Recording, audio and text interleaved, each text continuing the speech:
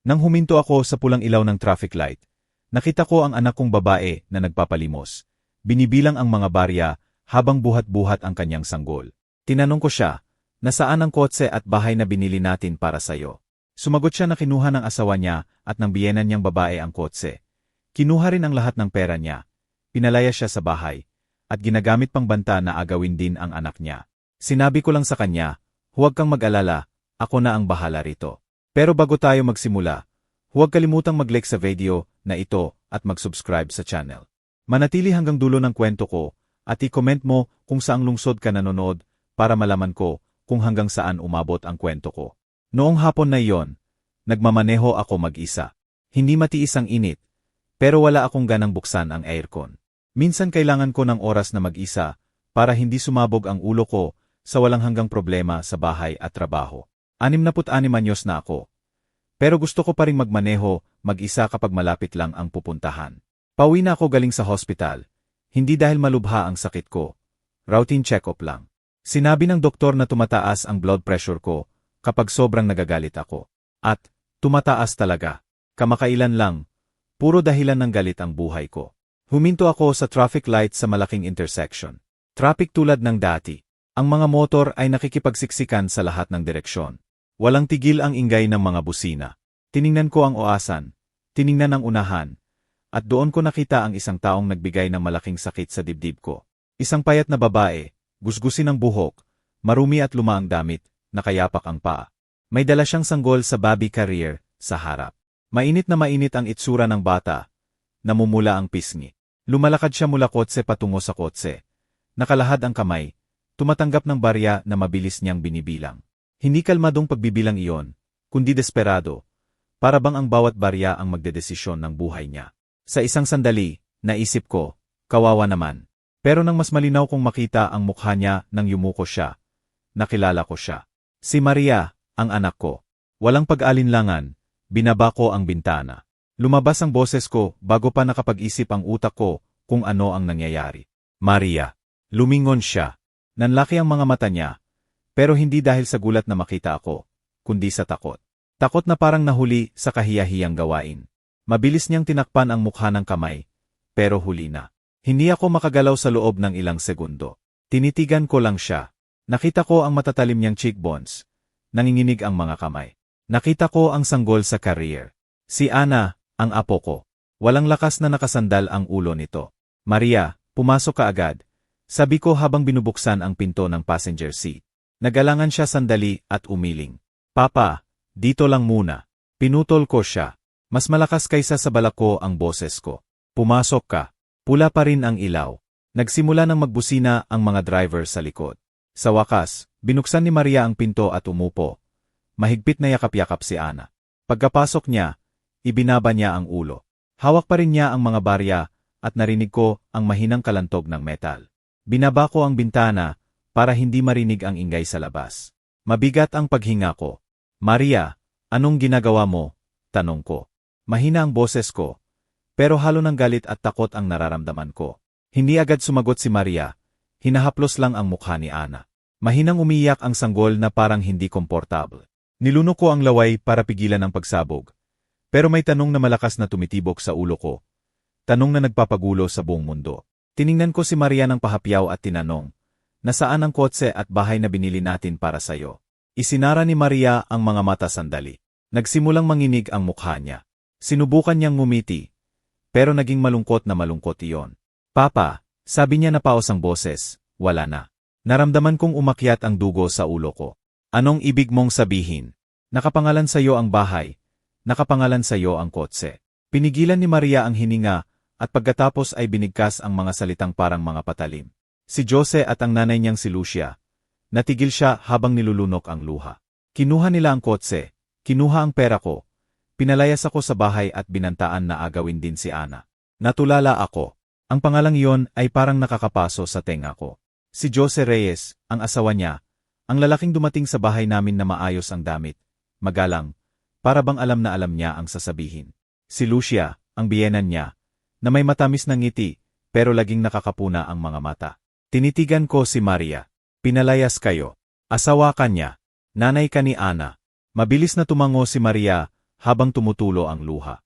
Sinubukan ko pong tiisin, Papa. Sinubukan kong sumunod. Akala ko kung maging matiyaga ako, magbabago sila. Hinigpitan ko ang paghawak sa manibela. Naramdaman ko ang mga kuko ko na nakakabaon sa balat.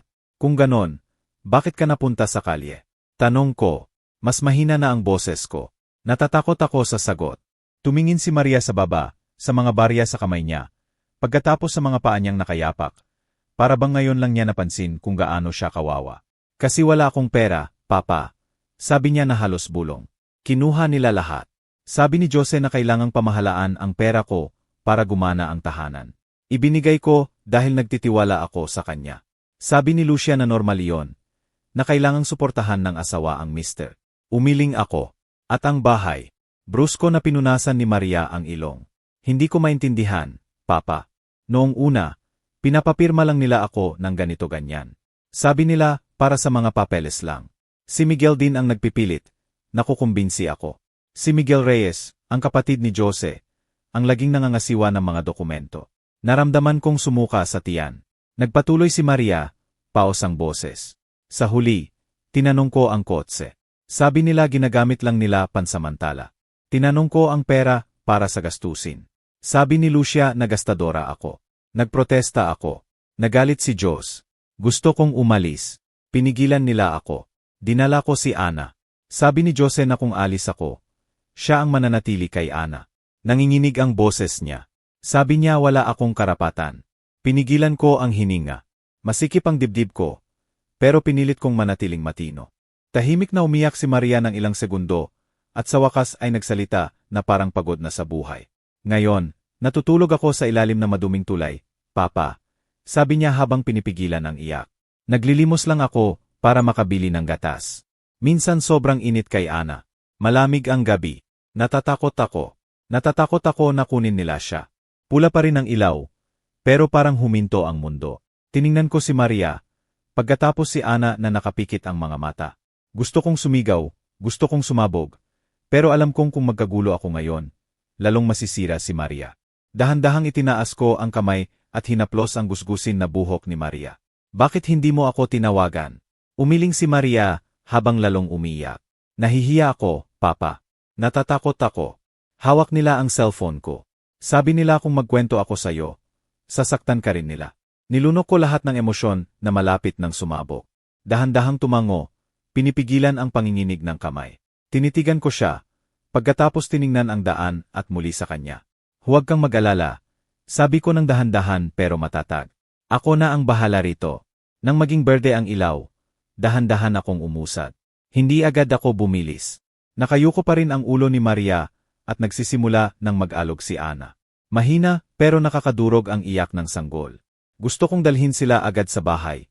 Pero mabilis ang isip ko. Kung pupunta sa bahay ngayon, malamang may nagbabantay na si Jose. At kung malaman nilang kasama ko si Maria, maaring dumating silang grupo para mag-eskandalo at sabihing kinidnap ang bata. Lumiko ako sa kabilang direksyon papunta sa bahay ko. Agad na natakot si Maria. Papa, saan tayo pupunta? Huwag sa bahay. Alam ko, sagot ko. Kaya hindi tayo doon pupunta. Tiningnan niya ako na namumula ang mata. Maaring hanapin tayo. May kaibigan si Jose na security guard sa subdivision. Maraming kilala rin si Lucia. Kung malaman nilang kasama kita, tumango ako. Kaya una kitang ilalagay sa ligtas na lugar. Papunta ako sa maliit na inn na kilala ko. Hindi malaking hotel, hindi madaling hanapin. Ang may-ari ay matandang kaibigan ko, si Don Pedro. Madaldal pero marunong magtago ng sikreto. Nagpark ako sa likod at pumasok kami sa side door. Nanlaki ang mata ni Don Pedro nang makita si Maria. Diyos ko, Carlos, si Maria ito. Itinaas ko ang daliri para patahimikin siya. Senor, pakiusap, kailangan ko ng kwarto na pinakamalayo sa kalye. Hindi nagtanong ng marami si Don Pedro. Mabilis na tumango at tinawag ang empleyado para magdala ng tubig at maliit na electric fan. Umupo lang si Maria na mahigpit na yakap-yakap si Ana na parang natatakot na may agaw sa kanya anumang oras. Sa loob ng kwarto, isinara ko ang pinto at dinoble lock.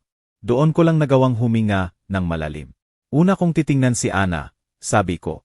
Nagalangan si Maria, pero sa wakas ay inalis niya ang career. Pinagpapawisan ang maliit na katawan ni Ana.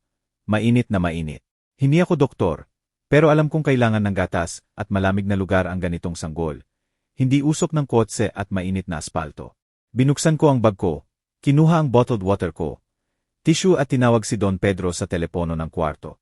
Senor, pakibili po ng gatas para sa 1-month-old baby at diapers at pakiusap huwag sabihin kanino man. Naintindihan, sagot ni Don Pedro na matatag ang tono. Gusto ko ang mga taong katulad niya. Madaldal, pero kapag kailangan, mabilis kumilos.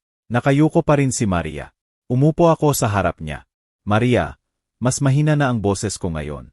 Kwentuhan mo ako ng lahat mula simula. Dahan-dahan pero malinaw. Kailangan kong malaman lahat. Pinunasan niya ang pisngi. Natatakot akong magalit ka. Galit ako, sagot ko ng tapat. Pero hindi sa'yo. Galit ako kasi ginanyan ka nila. Tiningnan ako ni Maria na para bang hindi siya makapaniwala na nasa panig pa rin niya ako. Nagsimula siyang magkwento at bawat salita ay lalong nag-init sa dibdib ko. Noong una, pagkatapos magpakasal, unti-unting nagbago si Jose. Sa harap ng iba, maasikaso siyang asawa.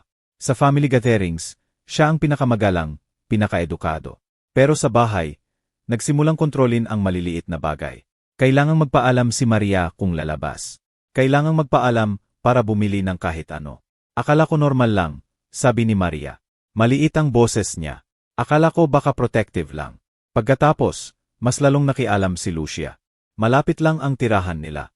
Dumating nang walang paalam. Sabi para tumulong, pero talagang para bantayan. Sabi ni Lucia na kailangang matuto siyang maging mabuting asawa. Patuloy ni Maria. Kung magkwento ako ng problema, sinasabi niyang spoiled ako. Sabi niya ikaw, Papa, masyado kang nakikialam at ginagawa akong dependent. Hinigpitan ko ang kamao. Ano eksakto ang sinabi niya tungkol sa akin? Nilunok ni Maria ang laway. Sabi niya kung madalas kitang makita, hindi magkakaroon ng blessing ang kasal ko. Sabi niya siguradong minamaliit mo si Jose. Sandali akong natawa, pero walang nakakatawa. Kaya pinagbawalan kanyang makipagkita sa akin. Tumango si Maria. Lumala ang problema nang malapit na si Maria manganak. Pinapabago ni Jose ang numero ng cellphone niya. Ang dahilan, maraming scam daw. Pagkatapos, madalas hiniram ang cellphone ni Maria at gabi lang ibinabalik. Tuwing susubukan ni Maria na tawagan ako, sasabihin ni Jose, pagod ka pa, mas mabuti na focus ka sa baby. Tanga ako, Papa. Bulong ni Maria. Hindi ka tanga, putol ko. Inisolete ka nila. Nagpatuloy si Maria. Ang pera rin naman, nagsimulang kontrolin. Ang titulo ng bahay at papeles ng kotse na tinulungan kong ipangalan kay Maria ay hiniling ni Jose. Dahilan, ilalagay sa ligtas na lugar. Pagkatapos, lumitaw si Miguel Reyes, ang kapatid ni Jose, na nagpapanggap na eksperto sa papeles. Sabi ni Miguel, para lang i-update ang dokumento, kwento ni Maria.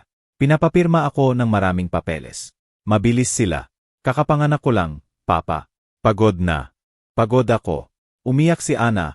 Nagtitiwala ako sa kanila. Isinara ko ang mata sandali. Naimagin ko si Maria na bagong panganak. Pagod.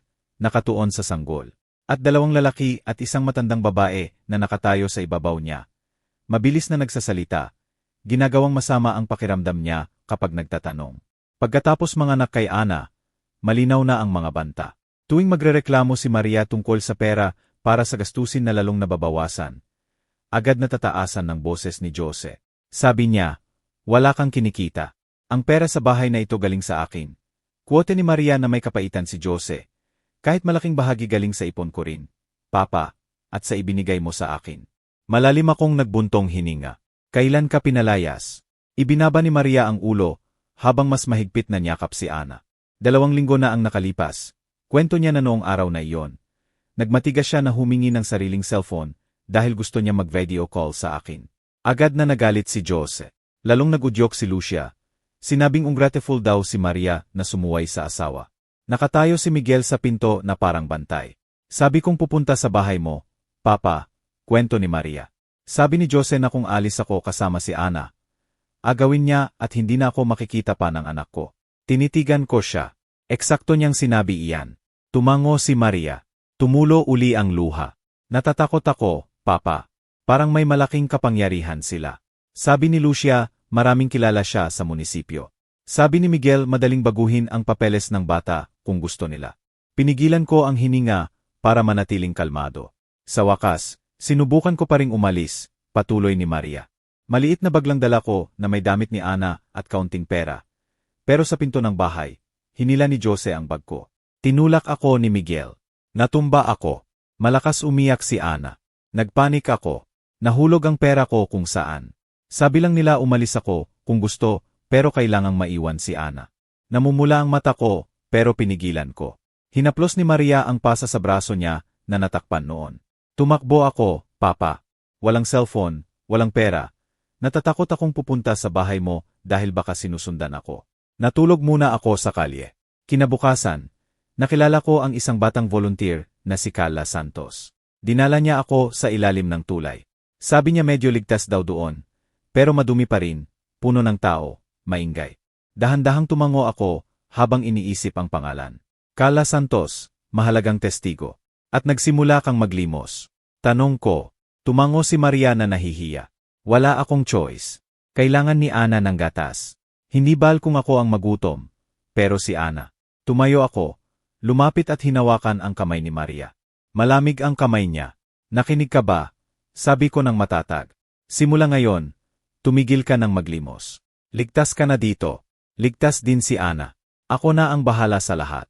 Tiningnan ako ni Maria na para bang natatakot siyang maniwala. Ayusin ko ito. Patuloy ko. Pero kailangan mong sundin ang plano ko. Huwag lalabas ng kwarto. Huwag makipag-contact sa dati mong numero. Magsisimula tayo sa ebidensya. Mabilis na tumango si Maria na parang may nahawakan na siyang matibay. Tumunog ang telepono ng kwarto. Sinabi ni Don Pedro na dumating na ang gatas at diapers. Malapit na akong magbukas ng pinto nang marinig ko ang mabilis na yapak sa pasilyo. Pagkatapos malakas na katok sa pinto ng kwarto namin. 1, 2, 3. Huminto ako. Agad na namutla si Maria. Mula sa kabilang panig ng pinto, malinaw na narinig ang boses ng lalaki. Peking magalang ang tono, pero may banta. Senor Carlos, galing ako kay Jose Reyes. Sabi nila may problema sa pamilya. Agad na tumayo si Maria. Mas mahigpit na niyakap si Ana. Tiningnan niya ako na parang humihingi ng tulong ng walang salita. Itinaas ko ang palad para senyasan siya. Tahimik, huwag buksan ang pinto, huwag maingay. Lalong lumakas ang katok. Senor Carlos, Diego ako, ipinadala ni Jose. Para sa ikabubuti, gusto ko lang makipag-usap. Hindi ko kilala ang boses na iyon. Pero kilala ko ang uri ng tao. Peking magalang, pero malinaw ang trabaho. Hanapin si Maria, ibalik at tapos. Lumapit ako sa pinto, pero hindi agad binuksan. Paano mo nalaman ang address na ito? Malakas kong tanong. Tumawa siya sandali sa kabila. Ipinadala lang ako, Senor. Sabi nila kinuha mo si Maria. Usapin ito ng pamilya. Mas mabuti na huwag natin pahabain. Tiningnan ko si Maria. Lalong namutla ang mukha niya. Nagsimulang magreklamo si Ana na para bang nararamdaman ang tensyon. Pinigilan ko ang hininga at mabilis na nagdesisyon.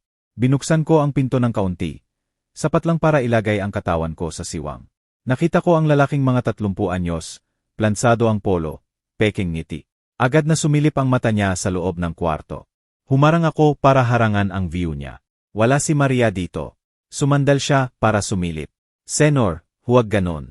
Gusto lang makipag-usap ni Jose. Nag-alala rin si Lucia. Kawawa ang baby. Ang pagbanggit niya kay Lucia ang lalong nagpakumbinsi sa akin na hindi mabuti ang intensyon ng bisita na ito. Bahagya akong ngumiti.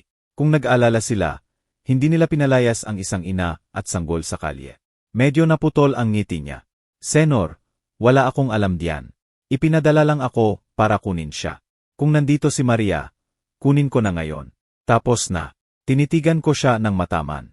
Bumalik ka at sabihin mo kay Jose na kung gusto niyang tahimik pa ang buhay niya. Tumigil siyang magpadala ng tao para habulin kami. Ayaw na niyang makita ni Maria. Nagbuntong hininga si Diego at bumaba ang tono niya. Mas malamig. Senor, huwag ninyong gawing mahirap. Kung hindi sa mabuti, iba na ang kwento pagkatapos.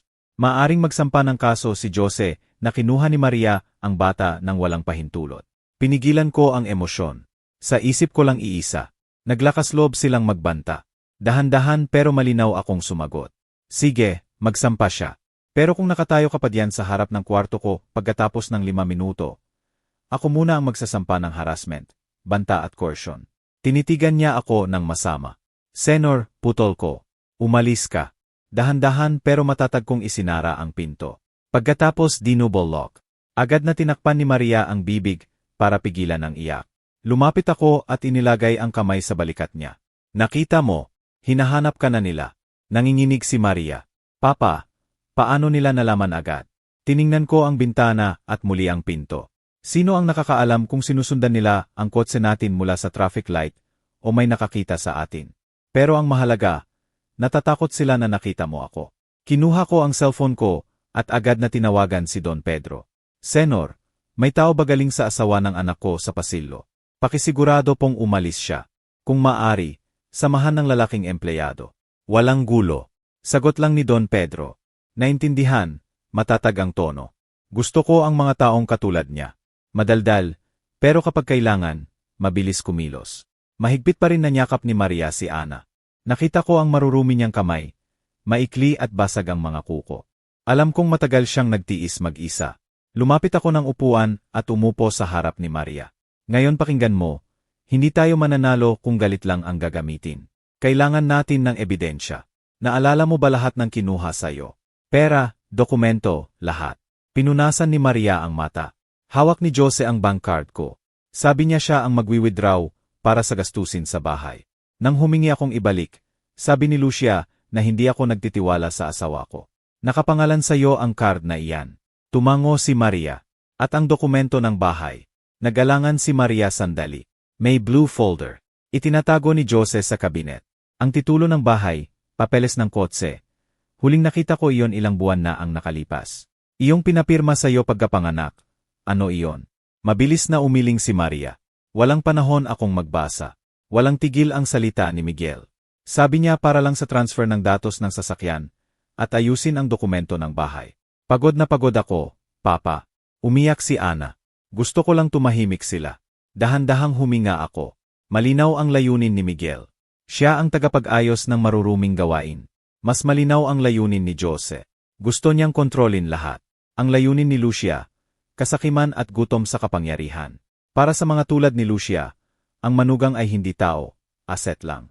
Tumayo ako. Magsisimula tayo sa pinakamabilis. Ang bank account mo. Nagulat si Maria. Wala akong access. May kilala ako sa bangko, sagot ko. Pero bago iyan, kailangan mong maging ligtas. Kung makikita ka nila dito, hindi rin ligtas ang lugar na ito ng matagal. Nagpanik si Maria. Papa, pagod na ako. Alam ko. Yumuko ako at tiningnan siya sa mata.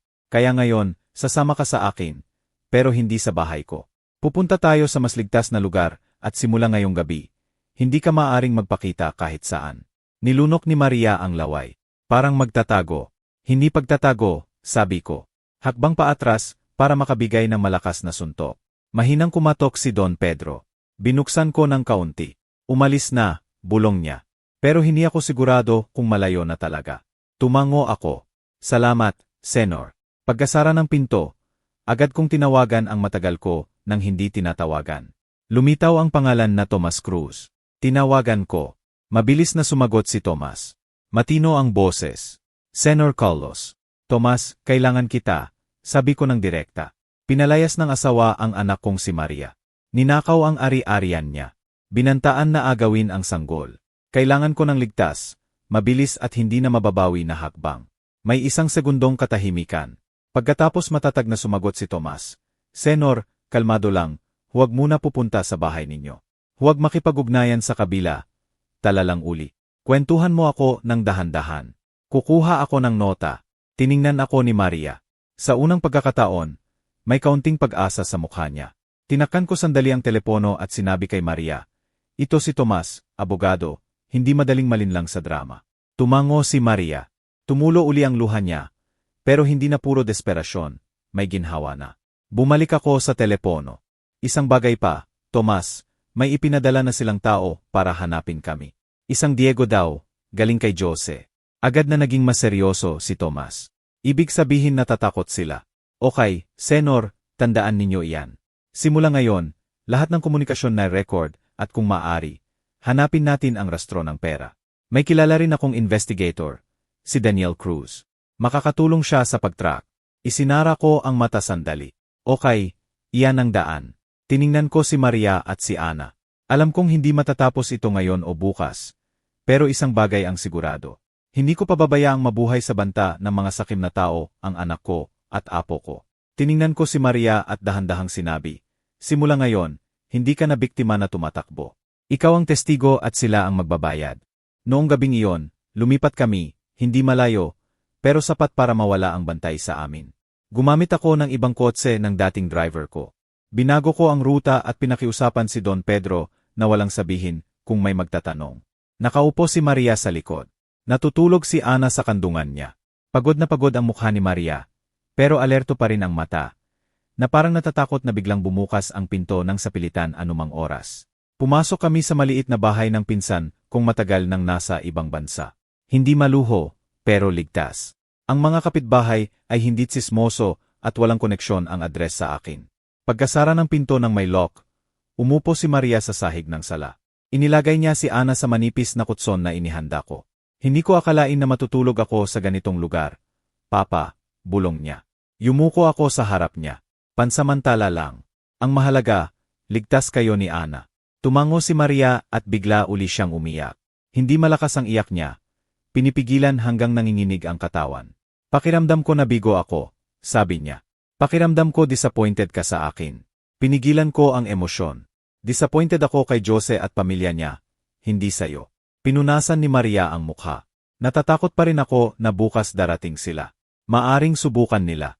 Maaring subukan nila, sagot ko ng tapat. Pero bukas hindi tayo tatayo lang. Kinabukasan, maagang dumating si Tomas Cruz. Maayos ang damit na may briefcase. Matino ang mukha pero alerto ang mata. Nagkamay kami at tiningnan niya si Maria sandali na parang inievaluate ng walang paghusga. Maria, ako si Tomas, sabi niya. Simula ngayon, dalawang bagay ang focus natin. Ang kaligtasan mo at ni Ana at ang ebidensya. Dahan-dahang tumango si Maria. Umupo si Tomas at binuksan ang notebook. Maria, may natira pa ba na dokumento? Larawan ng titulo, larawan ng papeles ng kotse, resibo ng transfer, mensahe galing kay Jose o Lucia, kahit ano. Umiling si Maria. Kinuha nila ang cellphone ko. Lahat doon sa dati kong phone. Sumabad ako. Patay na rin ang dating numero niya. Hawak nila. Tumango si Tomas. Okay, hanap tayo ng ibang daan. Tutulungan ako ng team ko. Parang sumasagot, may kumatok sa pinto. Napatingin ako sa reflex. Pero ang pumasok ay lalaking mga 50 anyos. Normal ang katawan, pero matatag ang lakad. Tumayo si Tomas. Siya si Daniel Cruz, sabi ni Tomas. Tumutulong sa pag-track ng daloy ng pera at ari-arian. Tiningnan ako ni Daniel ng may respeto. Senor Carlos, binati ko siya ng tango. Umupo si Daniel at direkta sa punto. Senor, kailangan ko ng basic info. Buong pangalan ni Maria, petsa ng kapanganakan, bangko na ginagamit, tinatayang na ipon at huling access. Sinabi ni Maria lahat ng naalala niya. Maliit ang boses niya, pero malinaw. Nakikita kong nagsisimula siyang maging matapang, kahit natatakot pa rin. Mabilis na nagsulat si Daniel. Isang bagay pa. Sino ang madalas humihiling na pirmahan ni Maria ang mga bagay? Si Miguel, dahan-dahang sagot ni Maria. Si Miguel Reyes. Tumango si Daniel.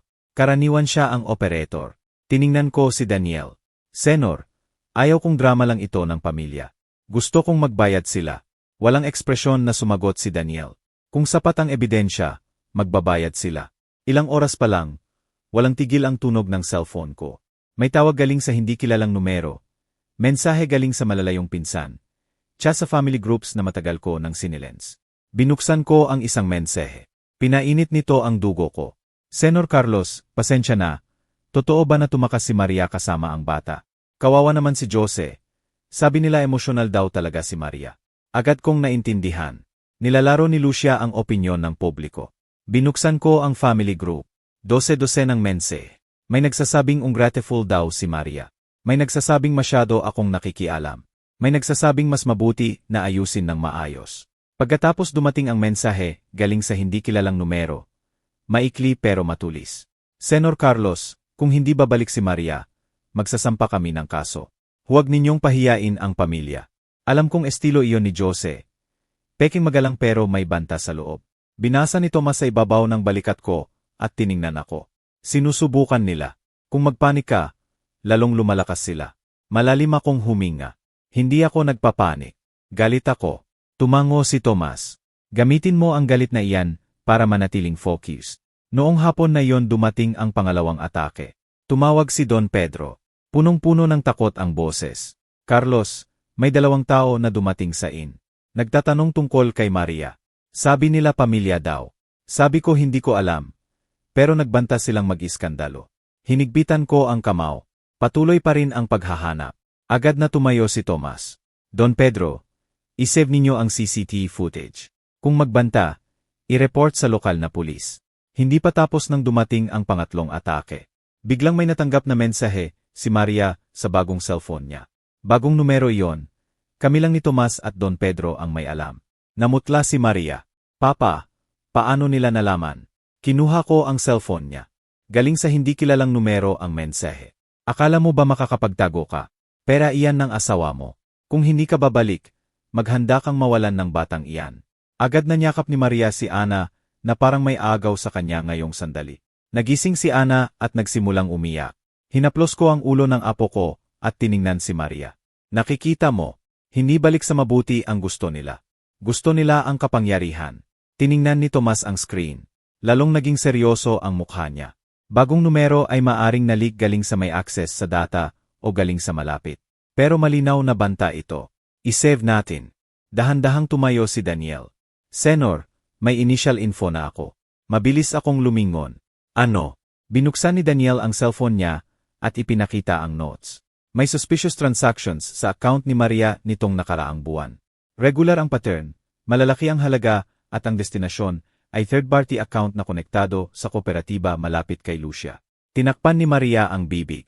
Kung ganon, ang pera ko. Tumango si Daniel. Simula pa lang ito, pero malinaw ang direksyon. Ninakaw ang pera ni Maria. Tiningnan ko si Tomas. Ibig sabihin talagang ninakaw nila. Tumango si Tomas. At sasabihin nilang para sa pamilya. Kaya kailangang patunayan natin na malversation, hindi agreement. Umupo ako habang pinipigilan ang emosyon para hindi sumabog sa harap ni Maria. Kailangan kong maging haligi, hindi apoy. Biglang muling nag-vibrate ang cellphone ko. Video call ngayon galing sa hindi kilalang numero. Halos i-reject ko, pero pinigilan ako ni Tomas ng senyas.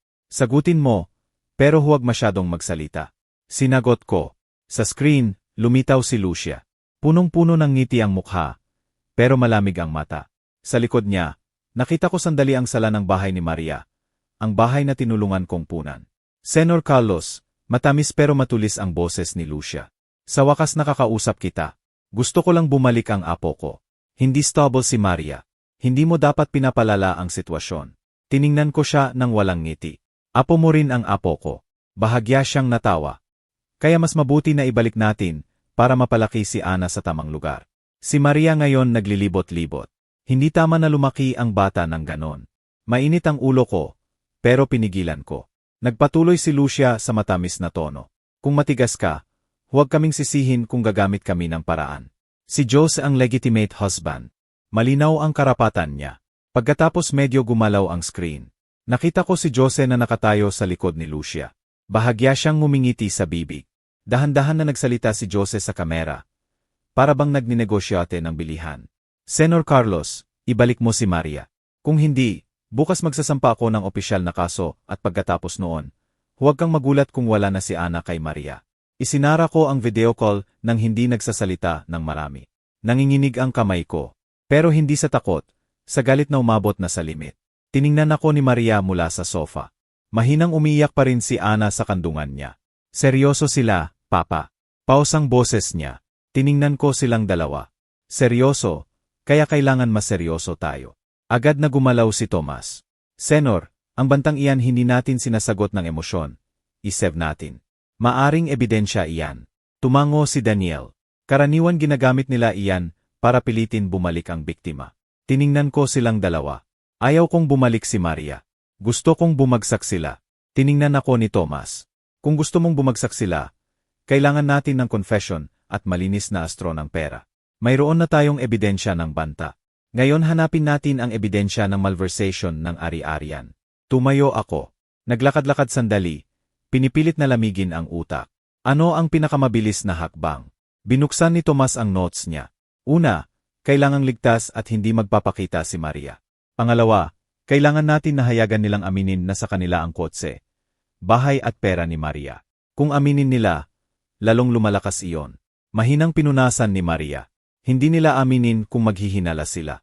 Nagbuntong hininga ako sandali kay Maria. Aminin nila kung feeling nila panalo na sila. Tiningnan ako ni Tomas na parabang nahulaan na niya ang direksyon ng isip ko. Gusto mong maglagay ng pain. Tumango ako. Gusto kong makipagkita kay Lucia. Pero dito lang si Maria. Agad na nagpanik si Maria. Papa, huwag kang pupunta. Masama si Lucia. Kaya niyang lahat.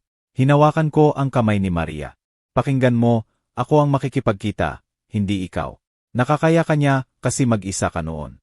Sa akin, magiging matamis siya at doon karaniwang nadudulas. Kinuha ni Tomas ang cellphone niya. Kung ganon, kailangang structured ang meeting. Lugar na maraming tao, pero hindi malapit sa bahay nila. Ikaw lang ang pupunta, pero malapit kami ni Daniel at i-record ang usapan. Tiningnan ko siya. Pwede kung para sa ebidensya at hindi ipapakalat ng hindi tama. Sagot ni Tomas. Para sa legal na daan ang gamit. Ako ang bahala kung paano.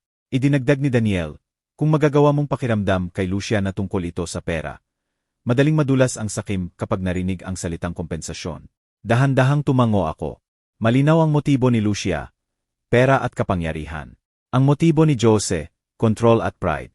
Si Miguel, enjoy na maging right hand na nakakapiga ng tao nang hindi halata. Noong hapon na iyon, nagpadala ko ng mensahe sa numero ni Lucia. Hindi mahaba, isang sentence lang na sadyang ginawa kong mahina. Senora Lucia, gusto kong makipag-usap ng maayos. Ayaw kong maging kahiya-hiya itong problema. Bukas tayo magkita.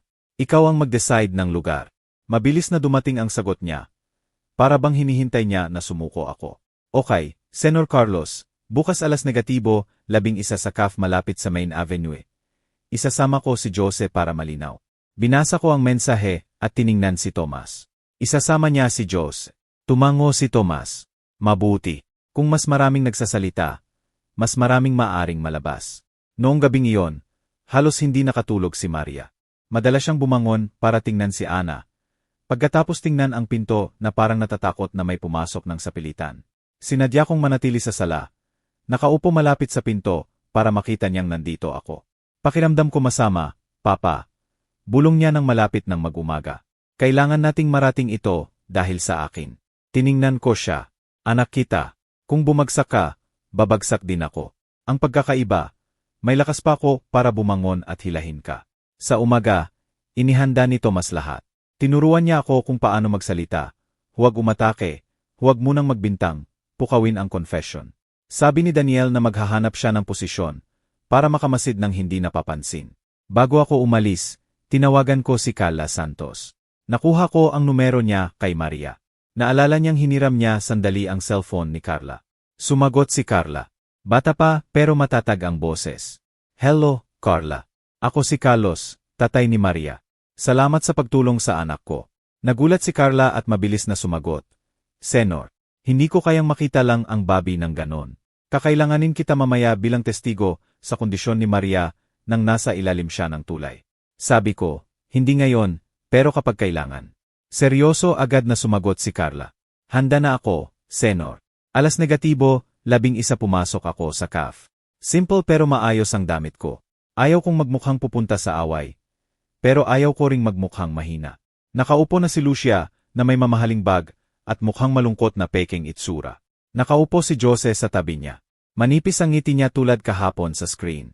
Tumayo si Lucia at hinawakan ang mga kamay ko ng dalawa niya. Para bang malapit na kamag-anak. Senor Carlos, nag-alala rin ako, Senor. Dahil lang sa tigas ng ulo ni Maria ito. Pinigilan ko. Umupo ako at tiningnan silang dalawa ng pahalinhinan. Agad na nagsalita si Jose na relaxed, pero may banta ang tono. Senor, asawa ko si Maria. Anak ko si Ana. Kung patuloy mong itinatago sila, ikaw ang magkakaproblema. Malalim akong huminga at nagsimulang gumanap sa role na pinagkasunduan. Sandali kong ibinaba ang ulo. Pagkatapos itinaas ang mukha na parang pagod. Isang bagay lang ang gusto ko. Sabi ko ng dahan-dahan. Ibalik ninyo sa dati. Ang bahay, ang kotse, ang pera ni Maria. Ibalik ninyo. Magkakalma si Maria. Bahagya siyang natawa si Lucia na para bang nakarinig ng biro. Senor, nakakatawa ito. Parte na iyan ng pamilya namin. Itinaas ko ang kilay na parang nalilito. Parte ng pamilya ninyo. Paano? Ako ang bumili noon para kay Maria. Sumandal si Lucia sa upuan, lalong naging confident. Pero kasal na si Maria. Automatiko, kung ano meron si Maria ay para rin sa asawa niya. Si Jose ang head ng household. Paano lang magiging sa kanya lang ang kotse? Paano lang magiging sa pangalan lang niya ang bahay? Walang sense. Mas malamig na idinagdag ni Jose. Ginamit din ang pera ni Maria sa negosyo ko. Normal iyan. Kung ngayon naglilimos si Maria, dahil lang siya ang umalis, hindi dahil sa amin. Pinigilan ko ang ekspresyon. Sa isip ko, magpatuloy kayo, magpatuloy. Tiningnan ko si Lucia. Pero bakit ninyo pinalayas, Senora? May dala siyang sanggol.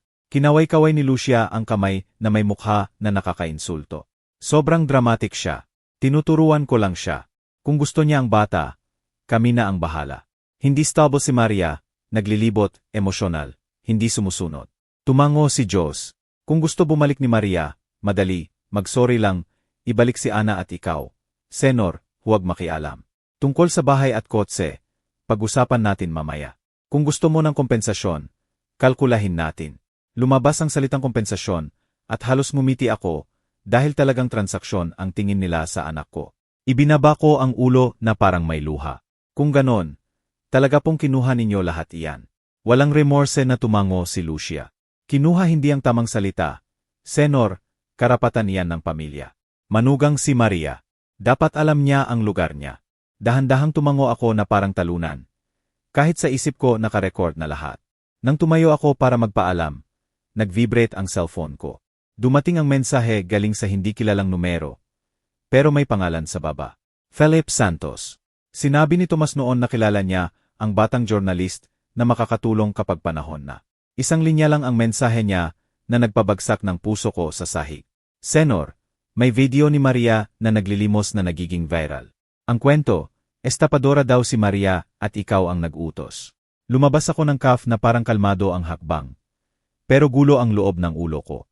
Ang mensahe ni Philip Santos ay parang alarm. Kung viral na ang video ni Maria na naglilimos na may malisyosong kwento, ibig sabihin hindi lang gusto nila ni Jose at Lucia na kunin si Ana. Gusto muna nilang sirain ang pangalan ni Maria para kapag hiniling ang custody, paniwalaan na ng tao na hindi fit na ina si Maria. Agad akong sumakay sa kotse. Isinara ang pinto at tinawagan si Tomas. Tomas, viral na ang video ni Maria. Sabi nila ako ang nag-utos. Digmaan na ito ng opinyon publiko. Hindi nagulat si Tomas, pero matatag ang boses. Inaasahan ko na. Senor, huwag sumagot kahit saan. Huwag maglinaw pa. I-save natin lahat ng ebidensya at pagkatapos ay lumabas tayo ng malinis na suntok. Kailangan kong bumalik kay Maria ngayon. Sabi ko, bumalik ka, pero hindi sa bahay mo, sa safe place. At pakikalimutan, mas mahabang ruta ang gamitin, huwag direkta. Tumango ako kahit hindi niya ako nakikita. Pagkatapos ng tawag, agad kong tinawagan si Philip. Mabilis na sumagot si Philip. Senor Carlos, ako po si Philip. Ipinasa sa akin ni Tomas ang mensahe. Senor, nakita ko ang video sa maraming account. Par-pareho ang kwento sa lahat. Senor, na parang sinadya lang maglimos ni Maria para magdrama at makahingi ng awa. May nagsasabing tumakas si Maria kasama ang bata. Sino ang unang nag-umpisa? Hindi pa alam, Senor, pero pareho ang pattern ng post na parang bayad na account. Maraming directed comment. Sandali akong huminga. Huwag munang mag-publish ng ano. Hintayin mo, utos ko o ni Tomas. Gusto ko muna ng ebidensya, hindi debate. Naintindihan, Senor, sagot ni Philip. Kapag panahon na, makakatulong ako sa malinaw na timeline. Pero ngayon minomonitor ko lang. Binaba ko at nagmaneho pabalik sa safe house na mas mahabang ruta. Habang nagmamaneho, walang tigil ang notification sa cellphone ko. May simpatya, may pumupuna, may nagpapakatalino, may direktang nagsisisi kay Maria. Ang pinakanakadiri sa akin ay mensahe sa family group. Senor Carlos, pasensya na, pero baka spoil talaga palagi si Maria. Kawawa naman si Jose.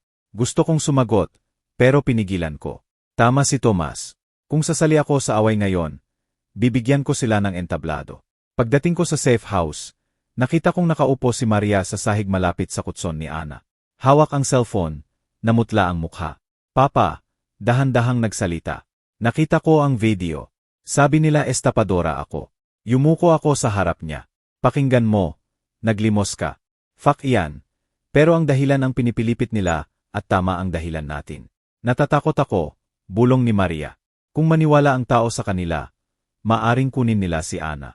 Tinitigan ko siya ng mataman. Kaya kailangan mong maging matapang. Kung patuloy kang matatakot, lalong lumalaki sila. May kumatok sa pinto. Pumasok si Tomas at Daniel. Agad na binuksan ni Tomas ang laptop at ilang papeles. Patuloy natin ang hakbang sa kaligtasan, sabi ni Tomas. Pumasok na ito sa dangerous stage. Susubukan nilang umatake sa formal na paraan. Formal na paraan ibig sabihin pulis. Agad na natense si Maria. Maaring pulis, maaring barangay, maaring munisipyo, sagot ni Tomas. Sasabihin nilang tumakas si Maria kasama ang bata. Kailangan nating maging handa. Idinagdag ni Daniel, at maaring dumating silang grupo na may dala pang peking testigo. Tiningnan ko si Tomas. Ano ang gagawin natin ngayon? Isinunod-sunod ni Tomas ng malinaw at mabilis. Una, gagawa tayo ng opisyal na record ng kondisyon ni Maria nang natagpuan siyang walang pera. Nakayapak, buhat ang sanggol at ang dahilan kung bakit nangyari iyon. Kailangan natin ng testigo. Agad kong naalala si Carla. Si Carla Santos ang makakapagtestigo. Tumulong siya kay Maria nang nasa ilalim ng tulay. Tumango si Tomas. Mabuti. Pangalawa, isecure natin ang ebidensya ng banta. Lahat ng mensahe galing kay Jose, Lucia, Miguel, ay save, huwag burahin. Tumango si Maria. Pangatlo, patuloy ni Tomas. Isecure natin ang status ni Ana. Minimum may medical record at pangangailangan ng Bobby. Para kung maglakas loob silang sabihing negligent si Maria, may datos tayo. Tumango ako. Maaari kong dalhin si Ana sa pediatrician ngayon. Huwag kang mag-isa, sabi ni Tomas. Hihingi ako kay Daniel na samahan ka. Hindi pa tapos nang mag-vibrate ang cellphone ni Maria. Isa pang hindi kilalang numero. Tiningnan ako ni Maria na may takot. Kinuha ko ang cellphone at binasa ko. Maikli at malamig ang mensahe. Bukas kukunin namin si Ana. Pwede kang sumama kung susunod ka. Kung hindi, maghanda kang mawala siya. Naramdaman kong hinigpitan ni Maria ang braso ko. Umungol si Ana sa kutson na parang nararamdaman ang hangin. Tiningnan ko si Tomas. Sobra na ito. Tiningnan ni Tomas ang mensahe. Direktang banta ito. Mabuti para sa ebidensya. Pero ibig sabihin maaring mabilis silang kumilos. Tumango si Daniel. Senor, may isa pang info ako. Nasa bahay nga ni Lucia ang kotse ni Maria. Pero nalaman ko rin na sinusubukan nilang ibenta agad sa pamamagitan ng middleman. At ang bahay na nakapangalan kay Maria, may sags na ginawang kolateral na. Tinakpan ni Maria ang bibig. Kung ganon, ang bahay hindi pa final, sagot ni Daniel, pero may traces. Tumayo ako. Naglakad-lakad sandali. Pinipilit na manatiling focus. Hindi lang ito tungkol sa ari-arian. Kung paano nila tratuhin si Maria na parang bagay. Tiningnan ako ni Tomas. Senor Carlos, iminumungkahi ko na simula bukas magsampa na tayo ng opisyal na demanda sa malversation at banta. Pero bago iyan, isecure muna natin ang posisyon. Huwag natin bigyan ng pagkakataon na lumapit kay Ana. Tiningnan ako ni Maria. Nanginginig ang boses niya. Pero mas matatag kaysa noon. Papa, pagod na akong matakot. Gusto kong lumaban. Pero hindi ko alam paano. Tinitigan ko siya sa unang pagkakataon mula nang makita ko siya sa traffic light. Nakita kong tumayo siya, kahit natatakot pa. Hindi mo kailangang malaman lahat. Sabi ko ng dahan-dahan. Matibay ka lang at maging tapat. Ang iba, iwan mo sa akin at sa team. Isinara ni Tomas ang laptop. Okay, mabilis na plano. Ngayon dadalhin natin si Ana sa check-up. Kakausapin ang testigong si Carla. Pagkatapos ihahandang demanda at, Senor, isang bagay. Ano? Tanong ko. Seryoso akong tiningnan ni Tomas. Kung talagang maging agresibo sila, maaring dumating kahit anong oras. Kailangang maging handa tayo kung tonight pa may susubok pumasok. Parang sumasagot, mula sa labas narinig ang tunog ng motor na matagal na huminto sa harap ng bahay. Napatay ang makina. Pagkatapos may mabagal na yapak na lumalapit sa gate. Agad na niyakap ni Maria si Ana. Nanlaki ang mata niya. Itinaas ko ang kamay para senyasan lahat na tahimik.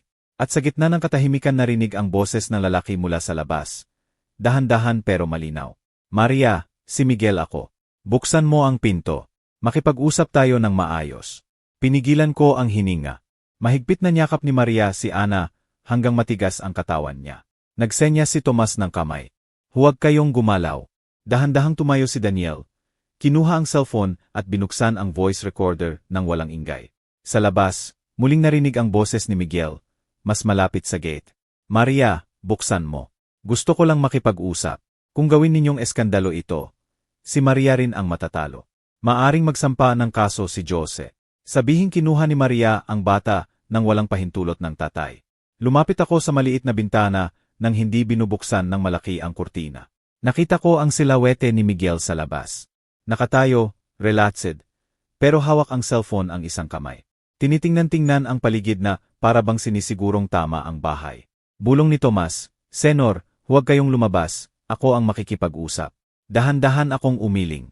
Ako na. Lumakad ako papunta sa pinto na nakasara pa rin. Hindi ko binuksan. Mula sa loob ako nagsalita. Matatag ang boses. "Miguel, umalis ka." Bahagya siyang natawa. "Senor Carlos, nariyan ka rin pala. Mabuti, mas madali." Bumalik si Maria, "Senor." Pagod na si Jos. Si Lucia rin. Nagiging kahiya-hiya na ito.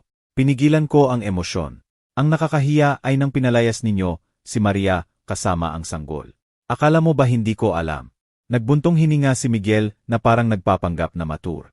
"Senor, misunderstanding lang iyon." Sobrang emosyonal si Maria. Siya ang umalis mag-isa. Hindi naman namin sinabi na maglimos siya. Halos matawa ako, pero pinigilan ko. "Bakit ka na parito?" "Para mag-ayos." "Senor," mabilis na sagot ni Miguel. "Para matapos na, ibalik si Ana.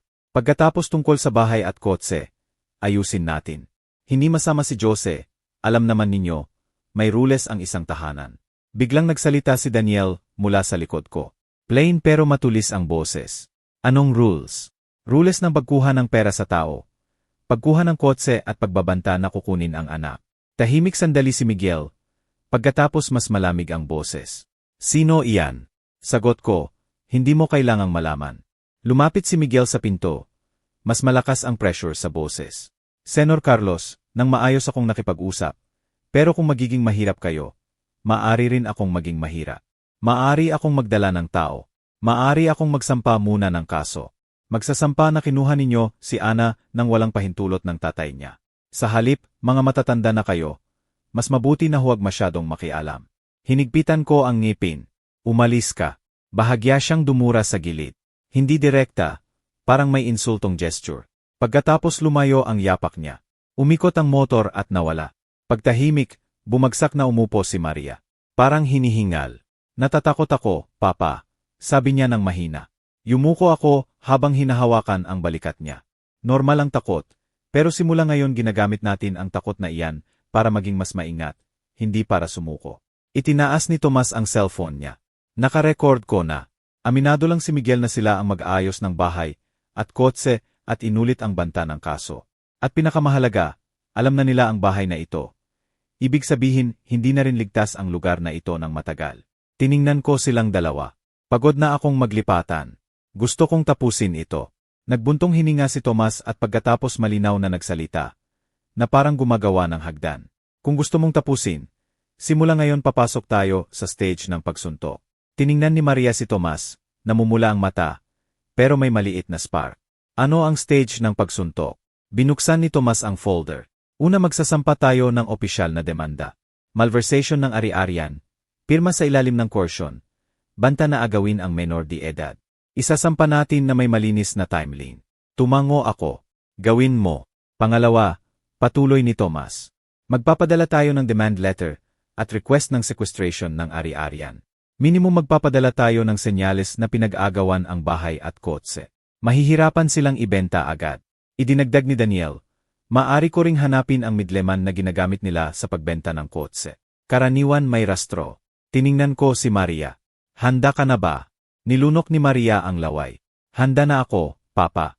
Ayaw kong maging laruan nila si Ana." Iyan ang hinintay kong salita. Hindi na puro biktima si Maria. Nagsisimula na siyang maging inang lumalaban. Kinuha ko ang cellphone ko at nag-text kay Philip Santos. "Philip, itigil muna lahat. Huwag munang mag-publish ng klarifikasyon. Hintayin mo hanggang sabihin ko." Mabilis na sumagot si Philip. "Naintindihan, Senor. Handa na ako kapag panahon na." Tumayo si Tomas. "Ngayon ang pangatlong hakbang. Pukawin natin si Jose na pumunta sa ating terrain. Magsalita at mahulog sa legal trap." Agad na natense si Maria. "Kailangan kong makita si Jose." "Hindi," ngayon sagot ni Tomas. "Ligtas lang si Maria. Kami ni Senor Carlos ang makikipagkita kay Jose. Imbitahan natin na parang family mediation. Pero sa office ko lahat naka-record. Tiningnan ko si Tomas. Darating siya. Bahagyang ngumiti si Tomas. Gusto ni Jose na feeling niya panalo. Darating siya kung akala niya mapipilit niya ang senor at makakahingi ng ransom. Bukod pa, pagkatapos ng viral video, feeling niya may advantage siya. Malalim akong huminga. Okay, imbitahan mo. Agad na nagpadala si Tomas ng opisyal na mensahe kay Jose. Imbitasyon sa mediation. Malinaw ang oras at lugar. Walang salitang demanda o pulis. Puro family resolution ng maayos. Tiningnan ako ni Maria na may duda. Papa, kung isama niya si Lucia, isama niya, sagot ko. Kung mas maraming bibig, mas maraming mali. Noong hapon na iyon, lumipat kami uli. Ngayon sa apartment ng matandang kaibigan ko na halos hindi ginagamit. Walang pangalan sa directory. Strict security, card access. Sa wakas medyo nakapagpahinga si Maria. Nabusog si Ana ng gatas at pagkatapos natulog ng mahimbing. Ako mismo hindi nakatulog. Puno ang isip ko. Pero mas magaan na ang dibdib ko. Sa unang pagkakataon mula sa traffic light na iyon, pakiramdam ko may kontrol na ako. Kinabukasan dumating ako sa opisina ni Tomas. Inihanda na ni Tomas ang maliit na meeting room. May office security camera. May staff na alam kung kailan papasok kung uminit ang usapan. Si Daniel ay nakaupo sa ibang kwarto. Handa na sa datos na nakalap niya. Halos eksakto ang oras nang marinig ang pagbukas ng labas na pinto. Mga yapak na pumapasok, sigurado, confident. Lumitaw si Jose Reyes sa pintuan. Maayos ang damit na may manipis na ngiti na parang panalo na siya. Senor Carlos, relaxed na sabi niya. Sa wakas gusto na rin ng senor na makipag-usap ng maayos. Naupo si Jose ng mahinahon na parang siya ang may-ari ng kwarto. Impeccable ang suite niya. Maayos ang buhok at hindi mukhang nawalan ng asawa at anak. Mas parang pumunta para maningil ng utang. Sige na, senor, sabi niya. Wala akong masyadong oras. Gusto kong mabilis ito. Bumabalik si Maria. Bumabalik si Ana. Tapos na. Tiningnan ko siya ng walang ngiti. Parang nawala ka ng bagay. Samantalang ikaw ang pinalayas sila. Nagbuntong hininga si Jose na peking pagod. Narinig ng senor ang kwento ni Maria. Diba? Magaling si Maria sa drama. Siya ang umalis mag-isa. Nakakahiya rin sa akin, senor. Ang video niya na naglilimos ay pinupuna ang pamilya ko. Itinaas ko ang kilay. Pinupuna ang pamilya mo. Akala mo ba naglilimos si Maria at isa 0-month-old baby dahil gusto nila? Sumandal si Jose pasulong. Mahina pero may pressure ang boses. Senor, ayaw kong makipagtalo. Gusto ko ng solusyon. Ibalik ng senor si Ana. Matitiis ko pang manatili muna si Maria sa bahay ng senor. Pero may karapatan pa rin ako bilang tatay.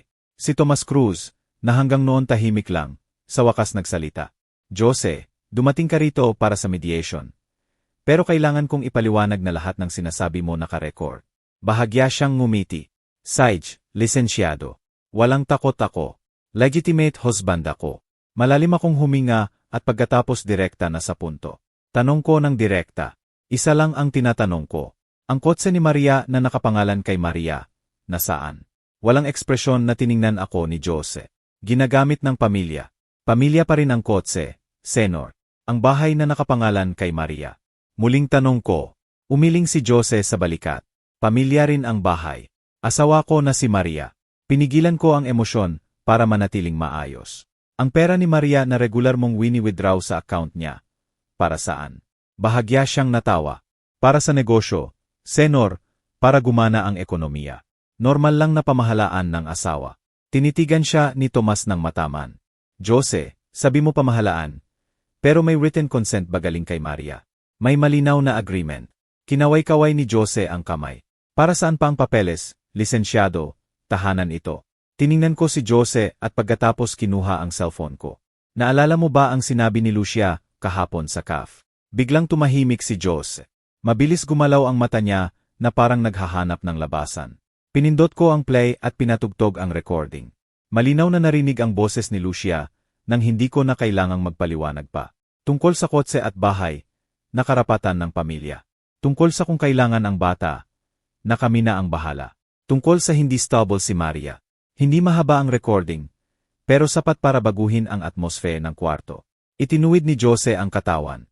Iyan recording galing saan na ganoon ang ginawa ng senor. Kalmado na sumabad si Tomas. Iyan ebidensya ng confession.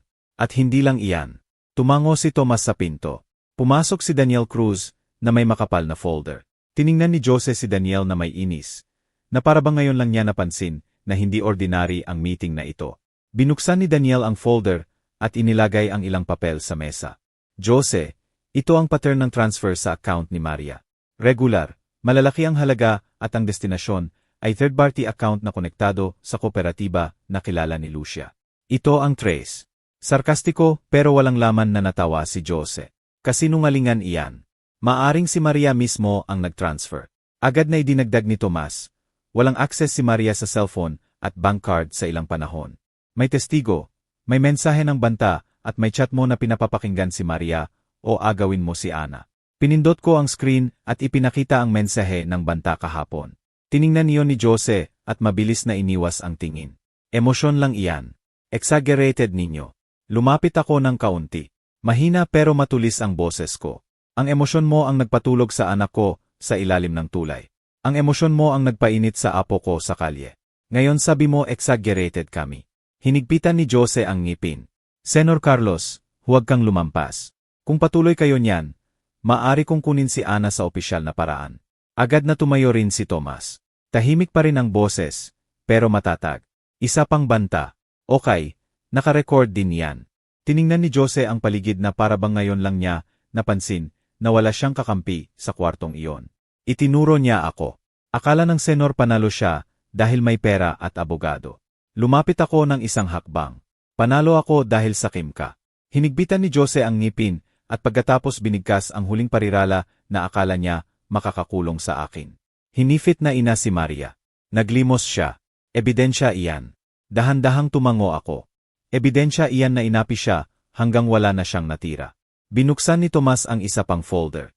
Ito ang deklarasyon ng volunteer na si Carla Santos na tumulong kay Maria at Ana sa ilalim ng tulay. Ito ang record ng pediatric visit ni Ana pagkatapos mareski. Ito rin ang buong timeline na pinirmahan na ni Maria.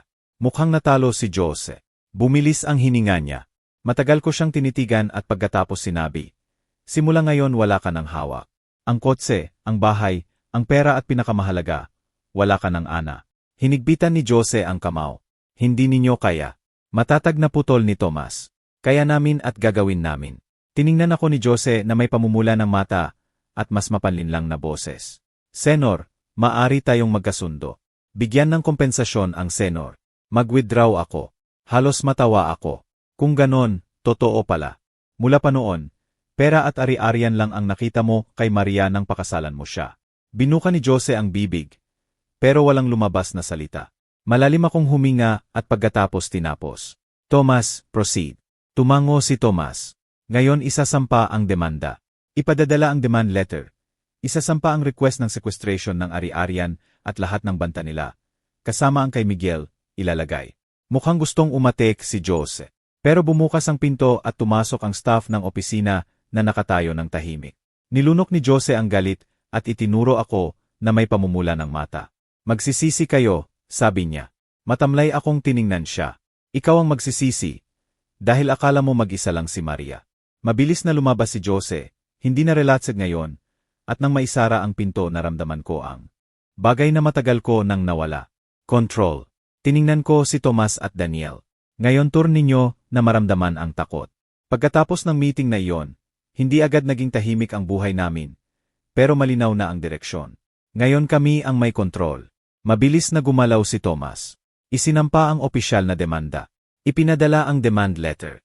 Isinampa ang request ng sequestration ng ari-arian. Patuloy na nagtipon si Daniel ng traces, mula sa midleman sa pagbenta ng kotse, hanggang sa dokumento ng kolateral ng bahay. Ako naman ay nagpipirma rito at roon. Pero sinigurado kong isang bagay. Hindi pa nagpapakita si Maria at Ana kahit saan. Madalas na humina si Maria, lalo na kapag patuloy ang negatibong comment. Minsan matagal siyang nakaupo na tinitingnan ang screen ng cellphone. Binabasa ang masasakit na salita na para bang deserve niyang tratuhin na parang basura. Umupo ako sa tabi niya. Huwag kang matakot sa bibig ng mga taong walang alam. Nagbuntong hininga si Maria. Hanggang ngayon hindi ko pa rin maisip na maaring ganon kamapangwasak ang tao. Tiningnan ko si Ana na natutulog sa kutson. Ang mga tulad nila, hindi iniisip na cruel iyon. Iniisip nila na karapatan nila iyon. Unti-unting nagbago si Maria.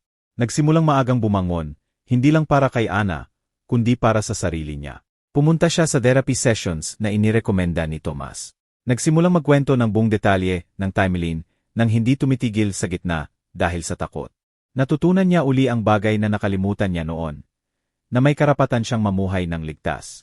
Samantala, sa kabilang panig, nagsimulang gumuho ang laro ni Jose at Lucia. Una, ang kotse. Pagkasampa ng letter at malinaw na disputed status, umatras ang buyer. Ang midleman, na karaniwang malapit, agad na umiwas. Hindi na ibenta ang kotse, naging burden pa. Nadiskubre rin ni Daniel na sinusubukan nilang palitan ng plates pansamantala. Idinagdag iyon sa problema. Pangalawa, ang bahay. Nadiskubre ang signs ng collateral. May irregular na dokumento, may pinag-alinlangan ng pirma. Pagkapindot ni Tomas sa opisyal na daan, nagmadali ang tumanggap ng collateral na umiwas. Ayaw nilang madamay. Ang bahay na akala nila ligtas na sa kamay nila ay biglang naging dahilan ng panik. Pangatlo, ang pera. Ang trace ng transfer ay parang sinulid na hinila hanggang natagpuan ang buhol. Si Miguel Reyes, na noon nagpapanggap na bayani ng pamilya, nagsimulang maging aligaga. Mahirap na sagutin ang tawag niya. May araw na dumating pa sa opisina ni Tomas para humingi ng amicable settlement. Matamlay siyang tiningnan ni Tomas. Amicable noon pa bago kayo magbanta na agawin ang babi. Sinubukan ni Miguel na ngumiti. Lisensyado, pamilya naman tayo. Isinara ni Tomas ang folder. Hindi ka pamilya, instrumento ka. Ang video na ginamit para ibagsak si Maria sa wakas ay naging boomerang. Hindi dahil sumigaw tayo, kundi lumabas tayo na may ebidensya kapag tama na ang timing. Ginawa ni Felipe Santos ang malinaw na timeline. Walang exaggeration, walang imbento. May testigo si Carla Santos. May ebidensya ng banta, may trace ng pera, may recording ng confession ni Lucia. Pagkalabas, ang mga dating pumupuna nagsimulang tumahimik. May humingi ng sorry. May nagpapanggap na hindi sila nagsalita. Wala akong pakialam. Ang mahalaga, namatay ang pekeng kwento nila. Nawala ang reputasyon ni Jose, hindi lang sa internet, kundi sa totoong buhay. Umiwas ang mga partner niya sa negosyo. Naapektuhan ang trabaho niya at ang pinakahirap niya tanggapin. Hindi na siya makapanggap na mabuting asawa sa harap ng tao. Mas malala kay Lucia. Para sa kanya, ang iwasan ng kapitbahay ay parang hubad na parusa sa publiko. Ang mga dating inimbita niya sa social gatherings nagsimulang umiwas. Ang mga dating kinakalaban niya nagsimulang magising. Sinubukan niyang maging biktima, pero walang naniniwala sa kanya ngayon. Isang hapon, tinawagan ako ni Tomas. Tahimik ang boses, pero may satisfaction tone. Senor, umaandar ang proseso. Hindi na sila makaka-escape tulad kahapon. At sa ngayon ligtas ang posisyon ni Ana kay Maria. Binaba ko ang tawag at matagal akong umupo. Hindi dahil malungkot, kundi sa wakas nakahinga ako. Ilang buwan pagkatapos, nagsimulang magtrabaho si Maria na maliit galing sa bahay. Hindi malaki, pero proud siya dahil sarili niyang effort. Natutunan niyang pamahalaan uli ang finances niya, dahan-dahan. Hindi na siya nakayuko kapag tinitingnan ng tao. Lumaki si Ana ng malusog, bilog na bilog ang pisngi, matiwasay ang tulog. Isang hapon, muling nagmaneho ako na dumaan sa parehong intersection. Pula ang traffic light. Mainit pa rin ang araw. Naramdaman kong sumuka ng maalaala ang unang araw na nakita ko si Maria doon. Pero ngayon iba na. Nakaupo si Maria sa likod kasama si Ana, na mas malaki na. Nilalaro ni Ana ang laruan habang tumatawa. Tumingin si Maria sa labas ng bintana. Tahimik ang mata niya. Pagkatapos nakita ko ang ilang figura sa gilid ng kalsada. Isang matandang babae na gusgusin ang buhok, marumi at luma ang damit, matigas na nakatayo habang nakalahad ang kamay. Malapit sa kanya, isang lalaki na nakayuko ang ulo na binibilang ang barya sa palat. Nagpapalit-palit sila sa pagtapik sa bintana ng mga kotse. Nakilala ko ang mga mukha na iyon, kahit wasak na ng pagod. Si Lucia at sa tabi niya si Jose. Hindi ko binaba ang bintana, hindi ako bumaba para manlait. Tiningnan ko lang at sa unang pagkakataon, hindi ko naramdaman ang pagnanais na sumabog. Naramdaman ko lang na buo ako. Tiningnan din ni Maria. Sandali siyang natigilan sa paghinga. Pagkatapos dahan-dahang pinakawalan. Sila iyon, bulong niya. Tumango ako. Mas relaxed na niyakap ni Maria si Ana ngayon. Hindi na sa takot. Papa, hindi ko akalain na matatapos sila ng ganon. Tiningnan ko ang unahan. Ikaw noon nakatayo doon mag-isa.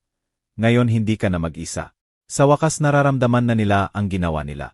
Nag-green ang ilaw. Dahan-dahan akong umusad na nadaanan sila. Nakita ni Lucia ang kotse ko na para bang gustong sumigaw. Pero hindi lumabas ang boses niya. Nakayuko pa rin si Jose, binibilang ang barya, na parang ngayon lang niya napansin na hindi niya makokontrol magpakailanman ang mundo. Sa likurang upuan, binulungan ni Maria si Ana ng malambing. Uwi na tayo, mahal ko. Tumango ako. Kahit walang nakakita, magaan ang dibdib ko. Hindi dahil natuwa akong makita ang pagbagsak ng iba, kundi dahil sa wakas, hinango ko ang anak ko sa lugar na hindi niya dapat narating. At ngayon, hindi na ako nahuli. Kung ang kwentong ito ay nagpaisip sa iyo tungkol sa halaga ng pamilya, kung paano palaging dumadating ang karma sa mga nananakit, at kung gaano kahalaga ang hindi sumuko kapag tinatamaan tayo ng buhay, gusto kong malaman ang opinyon mo. Sabihin mo sa comment kung ano ang gagawin mo kung ikaw si Carlos. Nakaranas ka na ba ng ganito o may kilala kang nakaranas ng katulad na sitwasyon? Mahalaga rin ang kwento mo. Kung hinaplos ng video na ito ang puso mo, huwag kalimutang mag-like, mag-subscribe sa channel at i-on ang bell para hindi mo makaligtaan ang iba pang kwento tulad nito. I-share mo sa taong kailangang makinig nito.